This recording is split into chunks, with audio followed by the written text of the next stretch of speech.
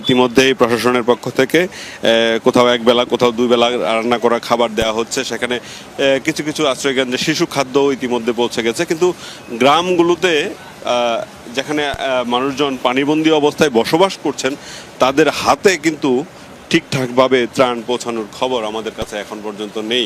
কারণ আমরা যেখানেই যাচ্ছিলাম সেখানেই লোকজন বলছে কেউ তাদের খোঁজ খবর নেয়নি, তারা 7 দিন ধরে কেউ 10 দিন ধরে পানিবন্দী। আপনি জানেন যে এর আগে 29 মে যে পাহাড়ি ঢল এসেছিল সে সময় থেকে অনেকেই পানিবন্দী আছে। সে সময়ের যারা পানিবন্দী এখনও তারা পানিবন্দী, কিন্তু যাদের ঘরে খাবার দাবার কিছু সঞ্চিত খাবার দাবার আর এসব এলাকার মানুষের কিছু হয়তো থাকে, সেগুলোও কিন্তু প্রায় শেষের দিকে। তারা যেটা বলছিলেন যে আজ এবং কাল হয়তো কোনো রকম কষ্ট করে তারা থেকে যেতে পারবেন, কিন্তু তারপরে আসলে কি হবে সেটাই তাদের চিন্তা। এই মুহূর্তে আমরা রয়েছে ফেঞ্চুগঞ্জ বাজারে। ফেঞ্চুগঞ্জ বাজারের এই